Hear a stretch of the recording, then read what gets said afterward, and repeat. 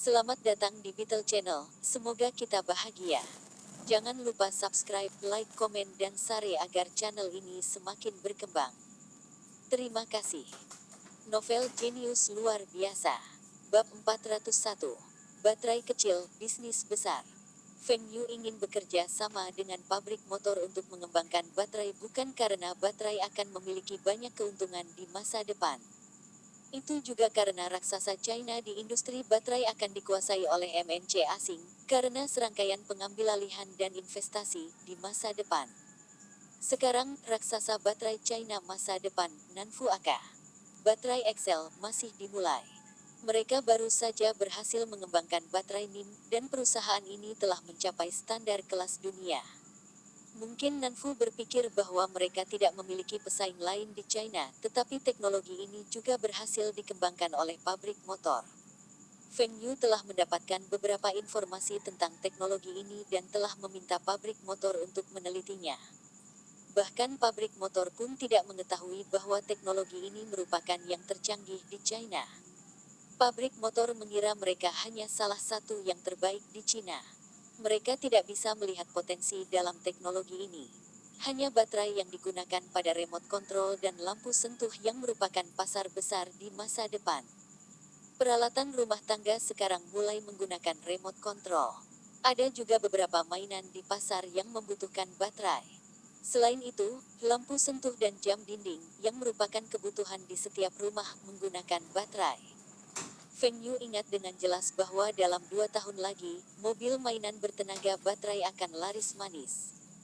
Baterai berkinerja tinggi yang digunakan dalam mobil mainan ini dijual dengan harga lebih dari 10 Rmb. Beberapa baterai terjual lebih banyak daripada mobil mainan. Tapi berapa harga baterai itu? Baterai dijual dari beberapa Rmb hingga lebih dari 10 Rmb per buah. Keuntungan tertinggi adalah lebih dari 300%. Juga penjualan pagar meningkat dan pagar produksi dalam negeri mulai bermunculan. Dalam beberapa tahun ke depan, pagar akan menjadi industri yang sangat besar, dan baterai hanya dapat bertahan satu pagar selama 1 bulan. Menggunakan baterai lebih cepat daripada remote control. Dalam kehidupan Feng Yu sebelumnya, Nanfu berhasil karena mereka kebetulan bertemu fase ini. Selanjutnya, dibutuhkan sekitar 1 tahun untuk mendirikan pabrik baterai. Ini akan memakan waktu lama hanya untuk menyelesaikan sistem drainase air limbah. Hal ini juga karena peralatan yang dibutuhkan untuk pengolahan air limbah tersebut harus didatangkan dari luar negeri. Mesin-mesin yang digunakan untuk pengolahan air limbah yang diproduksi di China hanya semakin mencemari lingkungan. Jika mereka mulai membangun pabrik sekarang, maka harus siap beroperasi tahun depan. Saat itu, VCD harus ada di pasar, dan mobil sedan harus diproduksi. Waktu yang tepat untuk produk baru ini menggunakan baterai yang baru diproduksi. Jika mereka mendirikan pabrik tahun depan, baterai kecil akan diambil alih oleh baterai Nanfu. Selanjutnya, Feng Yu tidak hanya ingin menghasilkan baterai kecil. Dia juga ingin memproduksi baterai untuk mobil. Dia akan dapat melatih sekelompok spesialis di bidang ini sekarang, dan dia tidak akan menghadapi kekurangan staf ketika pabrik baru didirikan. Juga, Feng Yu ingin agar para ahli baterai ini dilatih oleh pabrik motor ke pabrik-pabrik baru karena dia ingin mengendalikan mereka. Hanya ada keuntungan ketika mereka memiliki teknologi terdepan. Begitu para ahli ini bergabung dengan pabrik baru, Feng Yu tidak akan pernah membiarkan mereka kembali ke pabrik motor. Feng Yu, kemarin kita berbicara tentang mendirikan pabrik cabang bersama untuk memproduksi baterai. Bisakah kita membicarakan detailnya? Li Xiyu telah meminta Feng Yu untuk datang ke pabrik motor. Dia ingin memanfaatkan keuntungan memiliki lebih banyak orang untuk bernegosiasi dengannya. Dia perlu memastikan bahwa pabrik motor tidak akan dirugikan. Direktur Li, kemarin saya tidak mengatakan tentang mendirikan pabrik. Saya ingin mendirikan 5 pabrik cabang. Ini akan sama dengan pabrik mobil saya. Itu akan berlokasi di seluruh China. Ini akan menjadi investasi besar. Saya berniat untuk berinvestasi 200 juta RMB. Oh, berapa banyak yang bisa diinvestasikan oleh pabrik motor? Feng Yu sengaja bertanya. Dari cara Li Xiyu mengatur pertemuan ini, dia tahu niat Li Xiyu. Li Xiyu pasti ingin berinvestasi, tetapi dia tidak ingin mengambil uang. Feng Yu juga tahu bahwa jika proyek 3 ngarai dimulai, bahkan jika pabrik motor mendapat pekerjaan generator cadangan itu bukan proyek kecil. Pabrik harus fokus pada hal itu, dan pabrik tidak akan memiliki dana yang cukup untuk berinvestasi pada hal lain. Li Xiyu menginginkan bagian yang lebih signifikan di pabrik-pabrik baru ini. Tapi Feng Yu terus menyebut tentang uang. Tidak ada uang, maka berhentilah berpikir untuk memiliki lebih banyak saham. Feng Yu juga tidak berniat untuk berinvestasi di 5 pabrik cabang sekaligus. Satu pabrik di Jinling akan cukup untuk pasar sekarang. Dia bisa mengatur beberapa jalur produksi untuk memproduksi baterai di pabrik perusahaan mesin di sini. Dia tidak khawatir tentang produksi baterai mobil karena pabrik motor sudah memiliki jalur produksi. Orang-orang di pabrik motor duduk tegak, tetapi ketika uang disebutkan, semuanya menyusut. Pabrik motor memang memiliki dana, tetapi mereka tidak dapat menggunakannya. Manajer Feng, mengapa Anda perlu mendirikan begitu banyak pabrik cabang sekaligus? Pabrik kami juga dapat memproduksi baterai. Pabrik kami dapat memproduksi baterai kecil yang digunakan pada lampu sentuh dan baterai yang digunakan oleh sepeda motor dan mobil. Jika Anda berpikir bahwa jumlah baterai yang diproduksi tidak cukup, maka dengan satu pabrik cabang lagi seharusnya dapat memenuhi permintaan Anda. Berapa banyak mobil dan sepeda motor yang dapat diproduksi pabrik Anda dalam setahun? Bisakah pabrik Anda menghasilkan 1 juta mobil dan sepeda motor dalam setahun? Tidak perlu begitu banyak pabrik cabang. Wakil Direktur pabrik yang membidangi produksi mengatakan selain itu, Anda tidak memiliki ahli di bidang ini. Kami juga tidak dapat memasok terlalu banyak orang di bidang ini. Jika orang-orang ini bekerja di daerah lain, kami masih harus memberikan kompensasi kepada mereka. Kami perlu menaikkan gaji mereka, dan kami akan segera mengambil pekerjaan yang lebih besar. Kami tidak akan dapat memasok terlalu banyak orang, kata orang yang bertanggung jawab atas pengembangan baterai. Jika Anda menginvestasikan begitu banyak uang sekaligus, itu juga akan membebani keuangan Anda. Bagaimana jika penjualan untuk produk ini tidak berjalan dengan baik? Manajer Feng, saya pikir satu pabrik cabang sudah cukup. Orang-orang di pabrik motor bergantian membujuk Feng Yu. Tapi Feng Yu tidak yakin. Dia bertindak seperti dia bersikeras pada rencana aslinya. Ini membuat orang-orang dari pabrik motor sakit kepala. Berdasarkan rencana Feng Yu, berapa banyak yang bisa mereka dapatkan? Bahkan 5% dianggap banyak. Usaha patungan macam apa ini? Itu seperti pabrik motor yang bekerja untuk Feng Yu. Kenapa ini bisa terjadi? Manajer Feng, kami memiliki banyak pabrik baterai di China. Meskipun teknologi baterai kami lebih baik, biaya kami juga lebih tinggi. Daya beli di negara kita tidak bisa dibandingkan dengan negara lain. Ketika orang membeli baterai, mereka akan memilih yang termurah. Selanjutnya, semua baterai terlihat sama. Kecuali Anda jumlah listrik di baterai Anda lebih tinggi, hampir tidak ada perbedaan antara sisa baterai. Kami tidak memiliki keunggulan yang signifikan dibandingkan para pesaing. Li Xiyu meyakinkan. Feng Yu menunjukkan ekspresi bermasalah dan berkata, "Baik. Kemudian kami akan membangun satu pabrik cabang. Berapa banyak yang akan Anda investasikan?" Manajer Feng, bukankah Anda mengatakan bahwa kami hanya akan memasok tenaga kerja? Mengapa Anda meminta kami untuk berinvestasi? Li Xiyu menunjukkan ekspresi terkejut. Feng Yu memutar matanya. Anda semua hanya ingin memasok beberapa orang dan kemudian mendapatkan bagian dari keuntungan. Tapi saya juga menargetkan orang-orang ini juga. Seperti Deputi Chief Engineer ini yang bertugas mengembangkan teknologi baterai. Bagus. Saya akan menyediakan semua dana, dan wakil kepala insinyur Anda Li akan memimpin tim ahli dan teknisi. Tidak boleh kurang dari 30 orang dalam tim, dan setidaknya harus ada 100 pekerja berpengalaman. Saya akan memberi Anda 7% saham. Manajer Feng, kami yang bertanggung jawab atas teknologi baterai, dan kami masih perlu memasok begitu banyak pekerja. Kenapa kita hanya mendapatkan 7% saham? Li Xiyu menjawab dengan keras. Teknologi. Akulah yang memberimu teknologi asli. Saya juga yang membayar dana RD. Hasil dari penelitian Anda juga milik saya. Saya masih memiliki kontrak dengan saya. Lagi pula, bukankah aku yang membayar mereka? Gaji orang-orang ini akan dibayar oleh pabrik baru. Perusahaan mesin tidak akan bertanggung jawab atas mereka. Mereka yang pensiun setelah 1 tahun bekerja di pabrik akan kami urus. Anda pikir 7% terlalu sedikit? Saya akan menginvestasikan 40 juta RMB. Mengapa tidak pihak Anda juga menginvestasikan sejumlah uang, dan saya dapat membiarkan Anda memiliki lebih banyak saham? Jika hanya satu cabang pabrik, maka pabrik motor tidak akan rugi walaupun hanya mengandalkan mobil dan sepeda motor. Dengan adanya pabrik baru ini, perusahaan mesin tidak akan memesan baterai apapun dari pabrik motor, dan pabrik motor akan kehilangan banyak keuntungan. Kami akan menginvestasikan 10 juta RMB, dan Anda hanya perlu berinvestasi 30 juta. Kami ingin 35% saham. Li Xiu mengertakkan gigi dan berkata, Direktur Li, apakah matematikamu tidak bagus? 30% adalah dasar saya. Anda bisa mendapatkan insinyur itu dari tempat lain. Bagaimanapun, saya memiliki teknologinya. Li Xiu melihat yang lainnya dan mengangguk. Baik, 30% saham. Tapi kami hanya bisa mengambil uang di paruh kedua tahun ini. Feng Yu tersenyum. Tidak masalah. Anda tidak memiliki masalah menginvestasikan 10 juta RMB sekarang.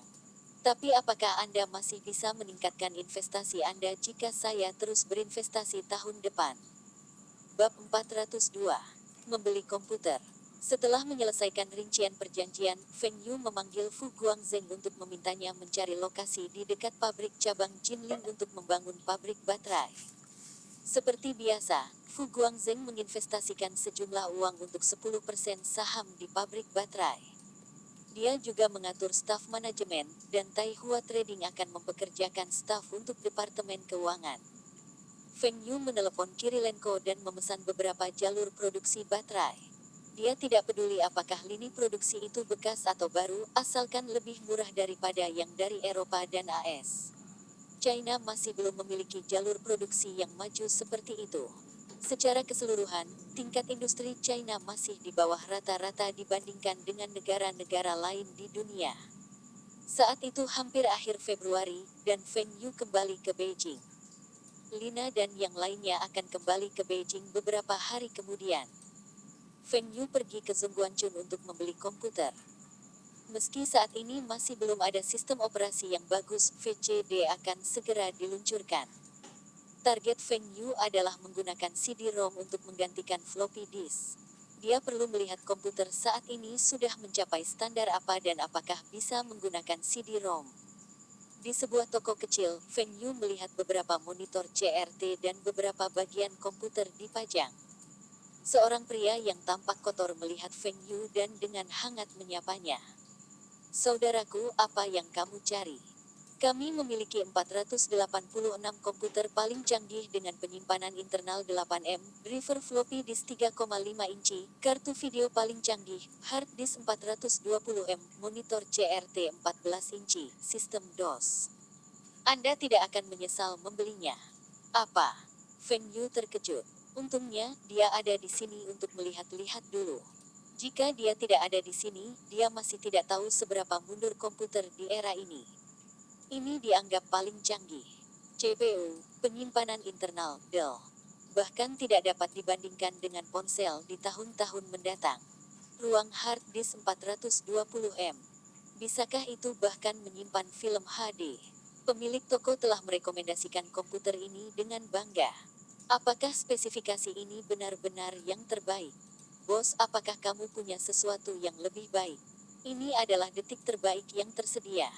Pemerintah juga telah membeli komputer ini. Dari unit mana Anda berasal dan berapa banyak yang Anda butuhkan? Jika Anda membeli banyak, saya dapat memberi Anda beberapa floppy disk drive 3,5 inci sebagai hadiah gratis. Pemilik toko mengira Feng Yu membeli komputer untuk unitnya. Membeli komputer pribadi. Berhenti bercanda. Mengapa ada orang yang membeli komputer? Komputer terlalu mahal dan selain unit, siapa yang akan menghabiskan uang untuk membeli? Juga, berapa banyak orang yang tahu cara menggunakan komputer? Di era ini, semua elit di China yang mengenyam pendidikan tinggi kebanyakan bekerja di instansi pemerintah atau unit perusahaan milik negara. Hanya segelintir yang memulai bisnis mereka sendiri. Mungkin ada lebih banyak di daerah pesisir tetapi tidak banyak di Beijing. Berapa harga 1.486 komputer? 12.000 RMB.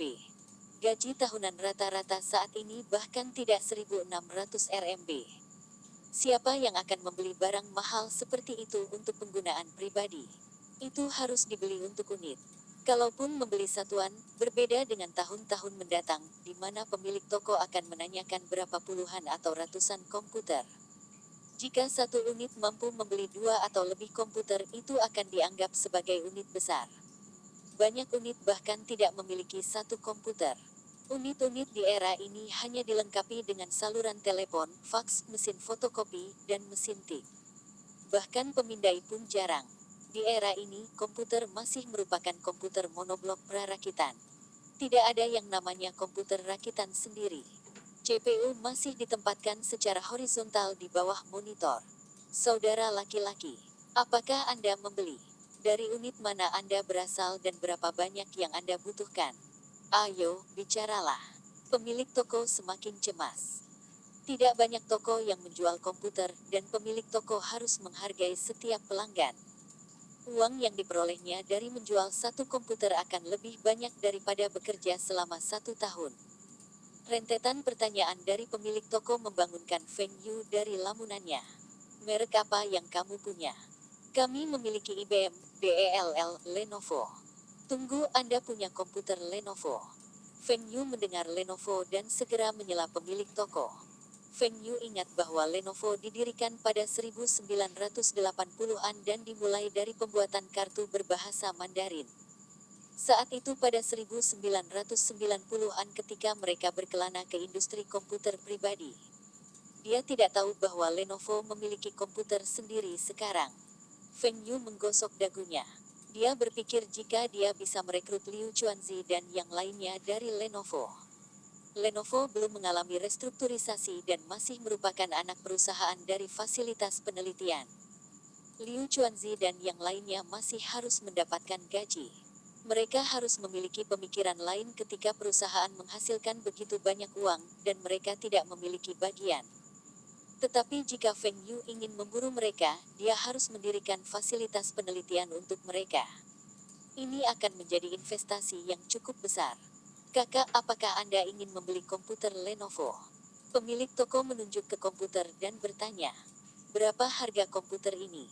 Feng Yu menunjuk ke komputer Lenovo dan bertanya, apakah Anda membeli satu unit? Satu unit sudah cukup. Pemilik toko sedikit kecewa. Saya akan memberi Anda diskon. 11.800 RMB. Apakah Anda memerlukan tanda terima?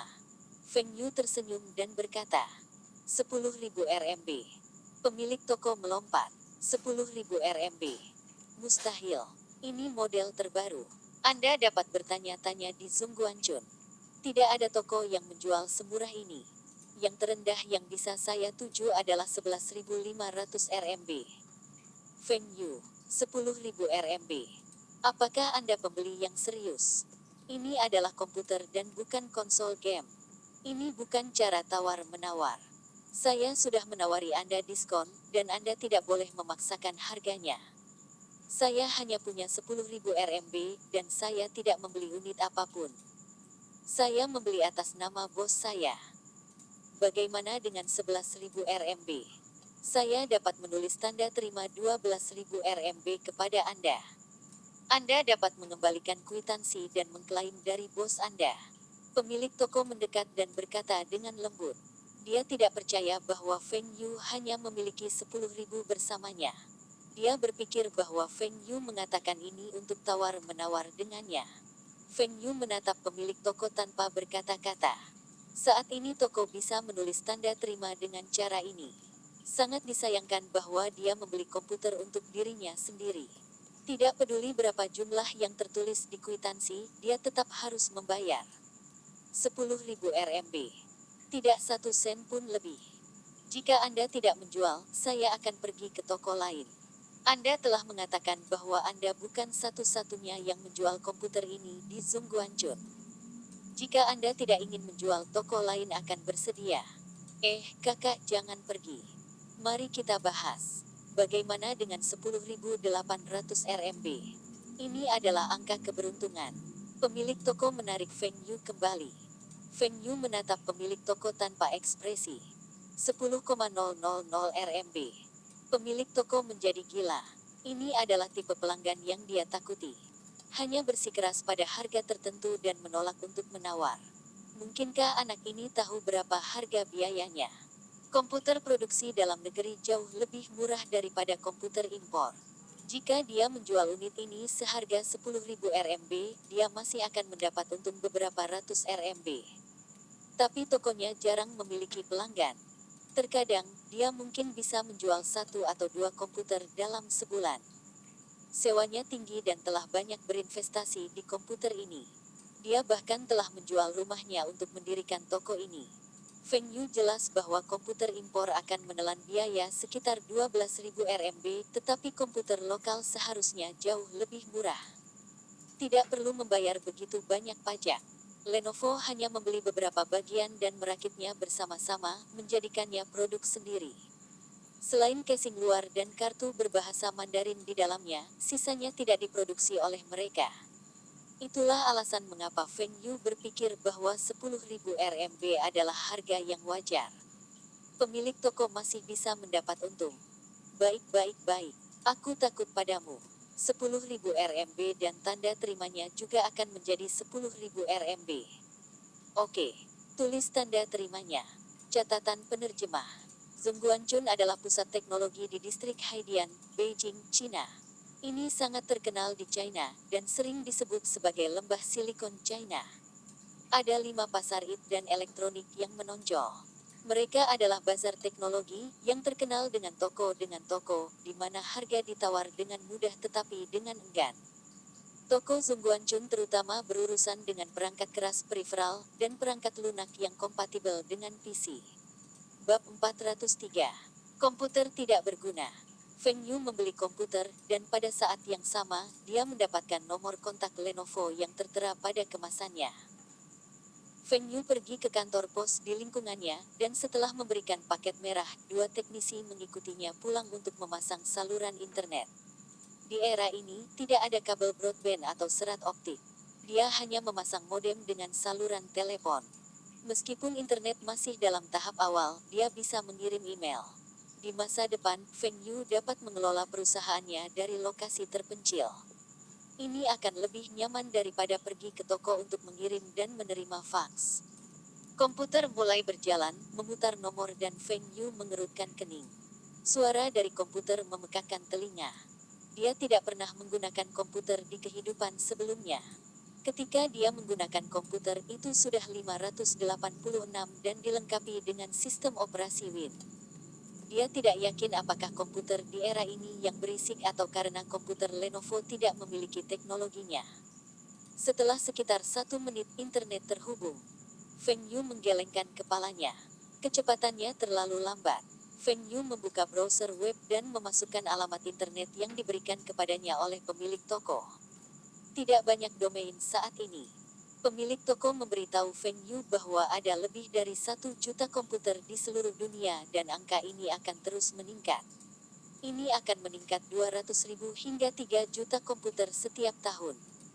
Tapi Feng Yu tahu apa yang dikatakan pemilik toko itu terlalu konservatif. Pertumbuhan komputer di masa depan jauh lebih cepat dari yang diharapkan semua orang. Pada akhir milenium ada lebih dari 10 juta komputer yang terhubung ke internet. Komputer yang tidak terhubung ke internet tidak terhitung jumlahnya. Internet berkembang dengan kecepatan yang mencengangkan. Kecepatan internet akan meningkat dari beberapa M menjadi beberapa G. Pengguna internet juga meningkat dari sekitar 1 juta pengguna sekarang, menjadi beberapa ratus juta dalam waktu beberapa tahun. Feng Yu frustrasi karena waktu yang dibutuhkan untuk membuat halaman web. Ketika halaman web dimuat, Feng Yu ingin membenturkan kepalanya ke dinding. Persetan. Mengapa halaman web semuanya berupa teks? Feng Yu mengharapkan semua jenis skenario sekolah lama, tetapi dia tidak pernah mengharapkan ini. Ini terlalu mundur. Ini adalah pertama kalinya dalam hidupnya untuk melihat halaman web versi teks. Dia tidak terbiasa dengan jenis halaman web ini. Terlalu tidak nyaman untuk melihatnya. Sepertinya komputer ini tidak cocok untuk menjelajah web, bermain game, mengirim atau menerima email. Paling-paling, seseorang hanya bisa mengetik beberapa kata di komputer ini. Feng Yu menyesal. Ini tidak bernilai 10.000 RMB. Pekerja biasa harus menabung setiap sen selama 6 tahun sebelum mereka mampu membeli komputer ini. Fungsi bodoh macam apa yang ada di komputer ini? Feng Yu tidak tahu bahwa dalam keadaan ini, bisakah dia mengajari Wu Zigang dan yang lainnya untuk belajar cara mengirim dan menerima email. Mungkin mereka akan kesulitan belajar mengetik. Setelah mendaftarkan akun email, Feng Yu mengirim email ke Fu Guangzheng. Perusahaan Fu Guangzheng mulai menggunakan komputer tahun lalu untuk mengirim dan menerima email. Hong Kong masih lebih maju dari China. Setelah memutuskan sambungan dari internet, Feng Yu mulai memeriksa perangkat lunak di komputer. Internet sekarang dikenakan biaya sesuai dengan penggunaan, dan biayanya sangat tinggi. Meskipun Feng Yu kaya, dia tidak suka menyia-nyiakan uangnya. Mengambil floppy disk, ia memasukkannya ke dalam floppy disk drive. Komputer membuat suara lebih keras. Setelah sekitar 3 menit, pembacaan disk akhirnya selesai, dan Feng Yu menggerakkan mouse bola untuk membuka file. Suasana hatinya menjadi sedikit lebih baik. Ini adalah game petualangan. Itu juga merupakan jenis permainan utama di zaman itu. Pengembang untuk game ini adalah Softstar dari Taiwan. Ini adalah perusahaan yang membuat seri game. Karena kesuksesan game petualangan, Softstar mengembangkan game dan langsung menjadi klasik. Dalam kehidupan Feng Yu sebelumnya, Softstar menghasilkan banyak keuntungan hanya dari merchandise game ini. Feng Yu bertanya-tanya apakah dia bisa mendapatkan saham di Softstar sebelum peluncuran game. Tapi orang Taiwan tidak terlalu menyukai pengusaha Cina sekarang. Beberapa dari mereka bahkan memandang rendah pengusaha asal China. Ekonomi Taiwan jauh lebih baik daripada China, dan hanya orang Taiwan yang datang ke China untuk berinvestasi. Belum ada pengusaha China yang pergi ke Taiwan untuk berinvestasi. Akan sulit bagi Feng Yu untuk berinvestasi di perusahaan Taiwan. Tapi Feng Yu punya perusahaan di Hong Kong. Mungkin dia bisa memanfaatkannya. Akan lebih baik jika dia berhasil. Tidak masalah bahkan jika dia gagal. Setidaknya dia masih bisa mencoba mendapatkan hak distribusi game di China. Dengan bantuan Tuan Lu, perusahaan mana lagi yang berani bersaing dengan hak distribusinya? Feng Yu memainkan permainan selama sekitar 2 jam sampai pagernya berbunyi. Itu Fu Guangzheng paging dia. Dia telah menerima email Feng Yu. Feng Yu menatap langit-langit dan berharap Fu Guangzheng baru saja melihat email dan bukan email ini yang membutuhkan waktu 2 jam untuk mencapai kotak suratnya. Komputer sekarang terlalu lambat dan Feng Yu berubah pikiran tentang melengkapi Tai Hua Trading dengan komputer. Mari kita tunggu beberapa tahun setelah Win95 diperkenalkan. Pada saat itu, internet seharusnya lebih cepat dan lebih mudah dioperasikan. Wu Zigang dan yang lainnya harus dapat mengambil keterampilan untuk menggunakan internet. Meskipun ada kartu bahasa Cina yang terpasang di komputer ini, banyak perintah untuk sistem DOS masih dalam bahasa Inggris. Wu Zigang dan seluruh stafnya harus gila jika mereka harus belajar bahasa Inggris. Tetapi pabrik baterai dan perusahaan mesin harus memiliki beberapa komputer. Para insinyur di sana perlu melakukan penelitian dan komputer akan membantu mereka dalam beberapa hal. Yang paling mengkhawatirkan Feng Yu adalah para insinyur itu tidak tahu cara menggunakan komputer. Mereka mungkin masih menggunakan kalkulator atau bahkan kertas untuk menghitungnya. Efisiensi mereka terlalu rendah. Setelah mematikan komputer, Feng Yu melihat nomor kontak Lenovo di kotak. Dia ingin menghubungi Lenovo.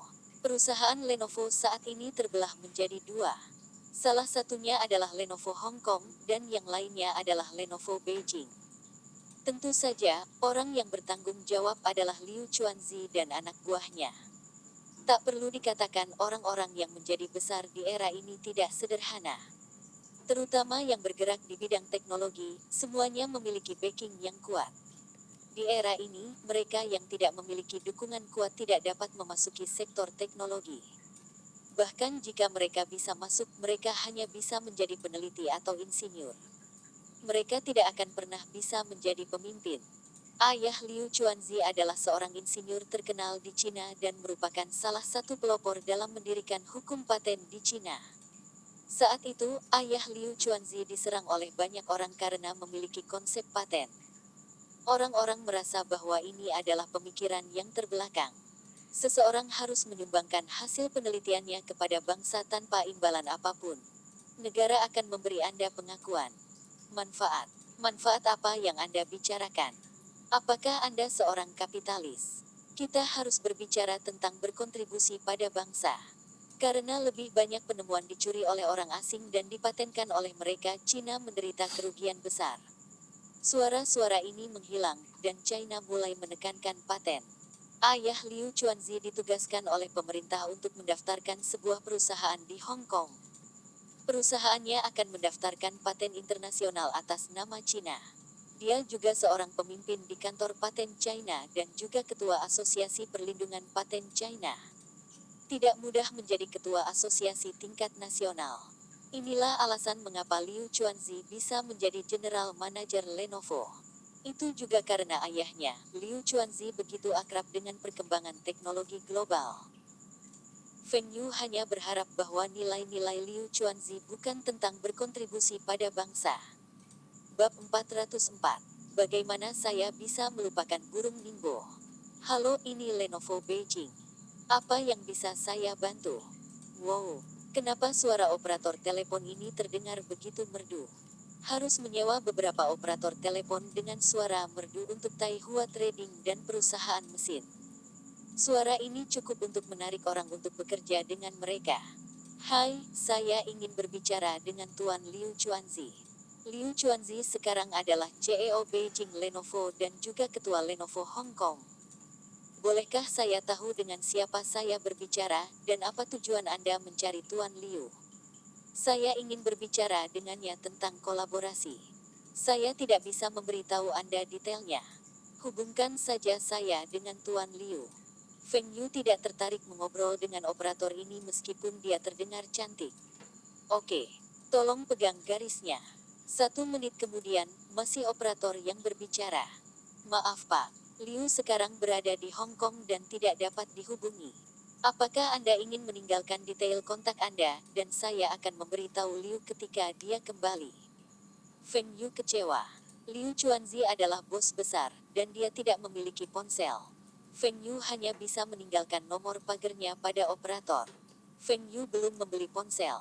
Pasalnya, ponsel saat ini hanya mampu bertahan selama 30 menit untuk pengisian penuh. Baru akhir tahun lalu ketika ponsel baru diluncurkan. Model-model baru hanya berat 250 gram. Itu jauh lebih ringan daripada ponsel yang beratnya lebih dari 800 gram. Sinyalnya juga lebih baik. Feng Yu telah memutuskan untuk membeli 2 untuk dirinya sendiri. Itu lebih nyaman daripada pagar. Namun ponsel tersebut hanya bisa bertahan selama 1 jam. Mengisi daya telepon saja bisa membuatnya gila. Akan lebih baik jika itu adalah ponsel GSM, yang juga dikenal sebagai ponsel 2G. Sinyalnya akan sangat jelas, dan saat ini Motorola, Ericsson, dan Nokia masih mengembangkan ponsel mereka. Baru akhir tahun ini Nokia akan mulai memproduksi 1011. Model ini hanya dapat dianggap sebagai ponsel sungguhan. Namun di Cina, jaringan 2G baru tersedia pada akhir tahun 1995. Artinya, beberapa tahun sebelum tahun 1995 orang-orang di Cina hanya dapat menggunakan telepon seluler dengan sinyal analog. Pagar masih menjadi norma sebelum ponsel menjadi umum. Feng Yu tiba-tiba teringat bahwa sekitar waktu ini di kehidupan sebelumnya, raksasa peralatan telekomunikasi China, Ningbo didirikan. Feng Yu segera mencari melalui kontak distributor Taihua Trading dan menghubungi distributor di wilayah Jiangsu dan Zhejiang. Halo, siapa yang kamu cari? Hah, suara ini bahkan lebih manis. Taihua Trading harus segera menyewa operator telepon. Saya adalah manajer umum perdagangan Taihua, Feng Yu. Saya ingin berbicara dengan Direktur Sun Anda. Feng Yu tidak begitu sopan ketika dia menelepon distributornya. Tolong tahan, manajer Feng. Saya akan memanggil Direktur Sun. Feng Yu bisa mendengar suara kursi diseret dan seseorang berlari dengan sepatu hak tinggi. Halo, manajer Feng.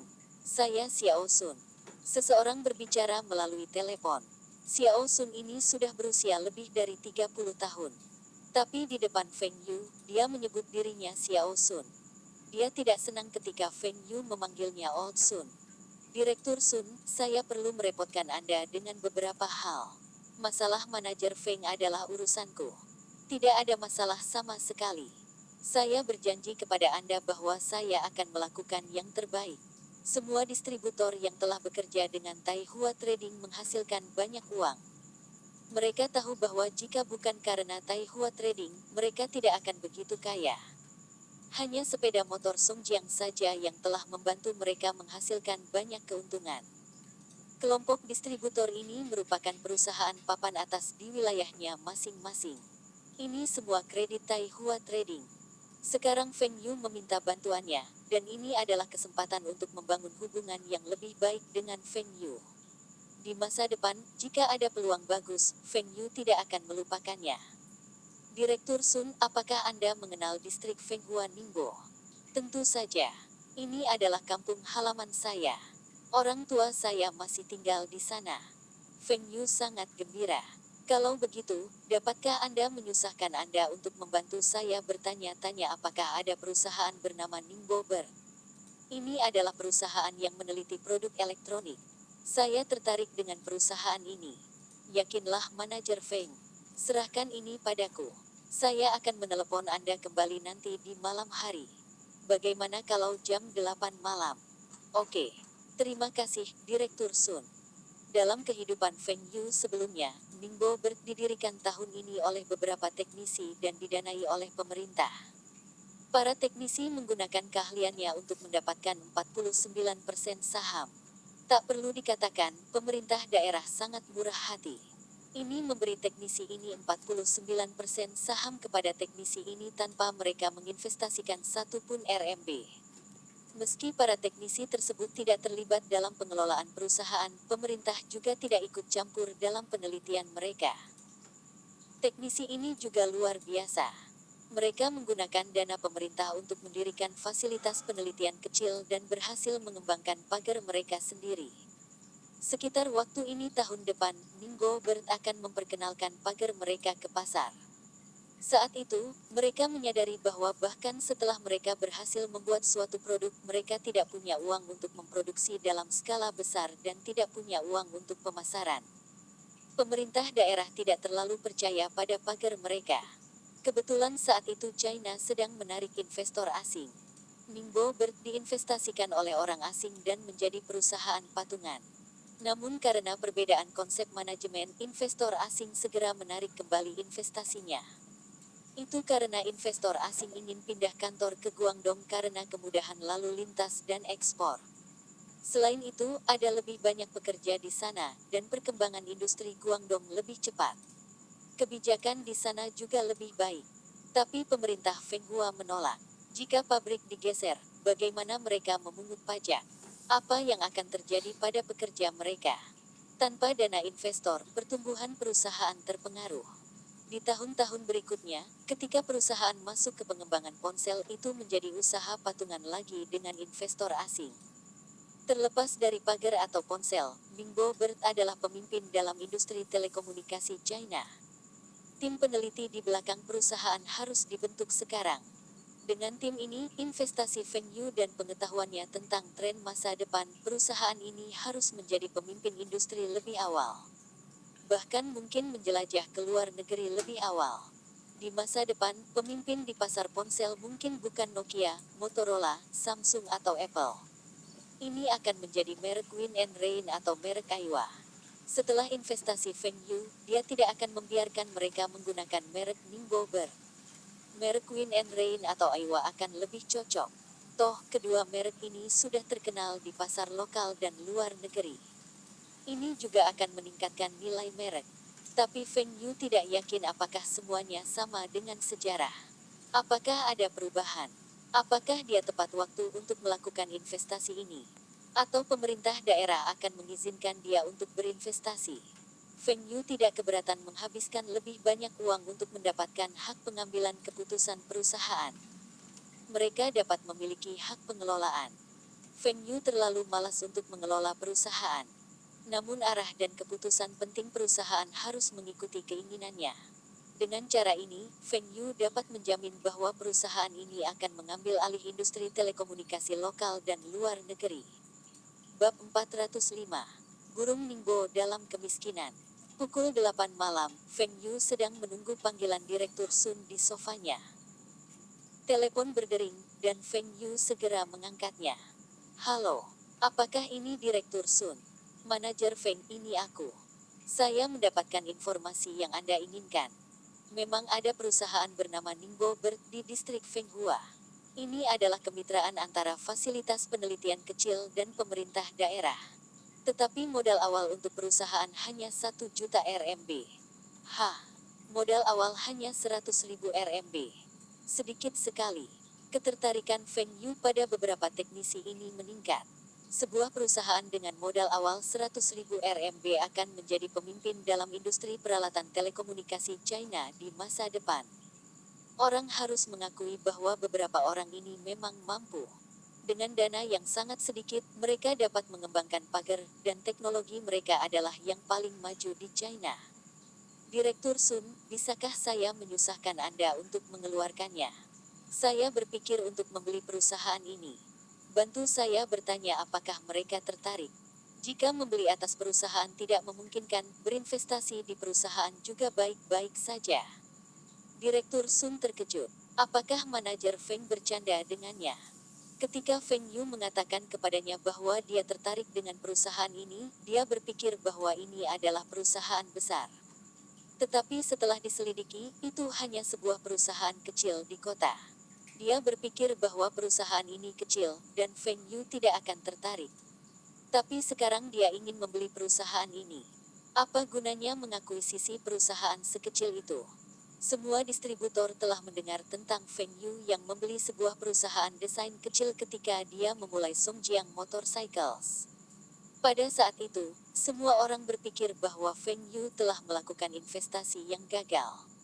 Tapi sekarang, perusahaan kecil dengan hanya segelintir karyawan itu telah berkembang menjadi perusahaan desain nomor 1 di Shanghai. Keuntungan tahunan lebih dari 1 juta. Feng Yu baru saja menginvestasikan beberapa ratus ribu pada awalnya. Kali ini, Feng Yu telah mengarahkan pandangannya pada perusahaan kecil ini. Mungkinkah perusahaan kecil ini memiliki sesuatu yang layak untuk diinvestasikan? Direktur Sun juga mampu membeli 100.000 RMB, tetapi dia tidak akan pernah berinvestasi di perusahaan ini. Itu karena dia tidak bisa melihat bagaimana perusahaan bisa menghasilkan keuntungan. Tapi dialah yang membantu Feng Yu dalam masalah ini. Feng Yu seharusnya tidak menolaknya jika dia ingin membeli saham di perusahaan ini. Dia bisa menginvestasikan 30.000 hingga 50.000 RMB untuk beberapa saham. Bahkan jika perusahaan ini gagal, dia juga bisa menerima kerugiannya. Tetapi jika perusahaan ini seperti perusahaan desain itu, dia bisa mendapatkan kembali modalnya dalam waktu 2 tahun. Manajer Feng, serahkan ini padaku. Saya akan berangkat ke Fenghua malam ini, dan besok saya akan berbicara dengan perusahaan. Saya akan menghubungi Anda paling lambat besok malam. Tentu. Direktur Sun, jika saya berhasil membeli perusahaan ini, saya tidak akan melupakan Anda. Hahaha, terima kasih. Feng Yu mulai bermain game komputer lagi setelah dia menutup telepon. Dia ingat game Nintendo di komputer. Dia harus melakukan perjalanan kembali ke Zhongguancun untuk mencarinya. Komputer ini hanya dapat digunakan sebagai konsol game sekarang. Setelah menutup telepon, Direktur Sun segera pergi ke Fenghua dengan Volkswagen Santananya. Ini adalah kesempatan terbaik untuk mendekati manajer Feng, dan dia tidak ingin melewatkannya. Jika dia bisa membina hubungan baik dengan Tai Hua Trading seperti Fatih Huang, maka prospek masa depan perusahaannya tidak akan lebih buruk dari Fatih Huang. Fatih Huang berhasil karena ia berada di wilayah pesisir. Wilayah Zhejiang kami tidak akan kalah dari Guangdong. Kota kami juga merupakan salah satu kota uji coba untuk pembukaan. 2,5 jam kemudian, Direktur Sun tiba di tempat orang tuanya di Fenghua. Kenapa kamu kembali jam segini? Apakah sesuatu terjadi? Ibu Direktur Sun bertanya dengan cemas. Tidak ada yang terjadi. Ibu kembali tidur. Besok saya harus pergi ke Dakiao di sana untuk urusan bisnis. Apakah kamu bertengkar dengan menantu perempuan? Tidak. Bu, kembali dan istirahat. Ini benar-benar untuk bisnis. Saya takut saya akan terlambat jika saya berangkat besok. Tinggalkan hal-hal ini di sudut. Anda dan ayah harus ingat untuk makan sebelum hal ini menjadi buruk. Meskipun Direktur Sun telah menghasilkan banyak uang dalam 2 tahun terakhir, dia juga menghabiskan banyak uang. Dia telah membeli rumah baru di Hangzhou dan sebuah mobil. Tapi rumahnya terlalu kecil, dan dia juga punya anak. Dia tidak bisa menjemput orang tuanya untuk tinggal bersamanya. Jika kali ini, dia bisa mendapatkan uang dengan mengikuti Feng Yu untuk berinvestasi di perusahaan ini, maka tahun depan dia akan pindah ke rumah yang lebih besar atau membeli rumah sebelah untuk orang tuanya. Keesokan paginya, Direktur Sun segera keluar setelah sarapan. Dia ingin menyelesaikan ini sesegera mungkin. Dia perlu meninggalkan kesan yang baik dengan Feng Yu. Dia tahu bahwa Feng Yu lebih suka orang yang efisien dan cakap. Hai, apakah ini perusahaan Fenghua Ningbo Bird? Direktur Sun akhirnya menemukan kantor Ningbo Bird setelah bertanya-tanya. Betul sekali. Siapa yang kamu cari? Aku sedang mencari manajermu. Manajer kami sibuk di fasilitas penelitian. Saya satu-satunya di perusahaan sekarang. Bagaimana saya bisa membantu? Direktur Sun memandang perusahaan kecil itu. Bagaimana tempat ini bisa disebut kantor? Itu rupanya tempat tinggal. Itu adalah apartemen 1 lantai, dan juga sangat redup. Bahkan tidak ada perabotan yang layak di sini. Apakah perusahaan ini benar-benar layak diakuisisi oleh manajer Feng? Saya punya teman yang tertarik dengan perusahaan ini, dan dia ingin membelinya. Bisakah Anda memanggil manajer Anda? Direktur Sun tidak memasuki kantor yang berantakan. Dia lebih suka menunggu di mobilnya. Apa? Membeli lebih dari perusahaan kami. Su Siguang memandang Direktur Sun dan melihat Volkswagen Santana diparkir di luar. Dia tahu bahwa orang ini pasti bos besar. Tolong tunggu sebentar. Aku akan pergi dan memanggil mereka. Su Siguang mengunci pintu kantor dan mendorong sepeda keluar dari belakang gedung. Direktur Sun menjadi gila. Perusahaan apa ini? Bahkan tidak memiliki saluran telepon.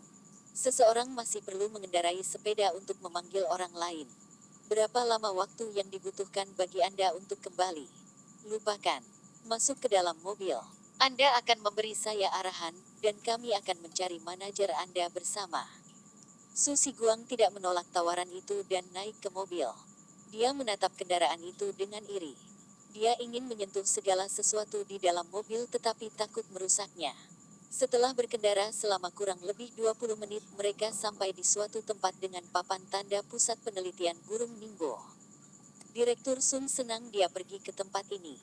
Jika dia menunggu orang ini mengendarai sepedanya, itu akan memakan waktu setidaknya 2 jam. Perusahaan apa ini? Kantor itu adalah rumah 1 lantai yang tua dan kumuh, dan pusat penelitiannya sangat jauh. Direktur Sun tidak tahu bahwa rumah 1 lantai itu diberikan kepada mereka oleh pemerintah setempat. Tidak ada tempat di dekat pusat penelitian untuk mereka gunakan sebagai kantor. Mereka juga tidak mampu membayar sewa. Setelah memasuki fasilitas penelitian, Direktur Sun merasa lebih baik. Setidaknya dia melihat peralatan berteknologi tinggi tergeletak di sekitar. Ini setidaknya layak dibeli. Seorang pria berkacamata, dengan rambut acak-acakan dan terusan kotor, berjalan mendekat dan menawarkan jabat tangan kepada Direktur Sun.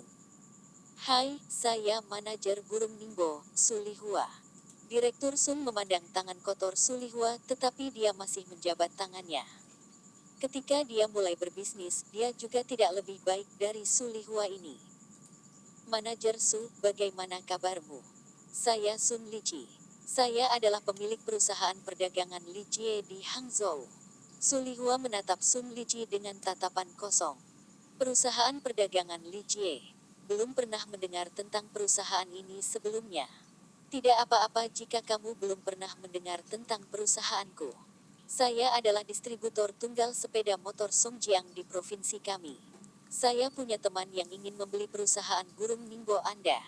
Ketika Sulihua mendengar sepeda motor Songjiang, dia terkejut. Ini memang bos besar. Apa? Temannya ingin membeli perusahaan kita. Bersambung, terima kasih telah menyaksikan dan mendukung channel ini.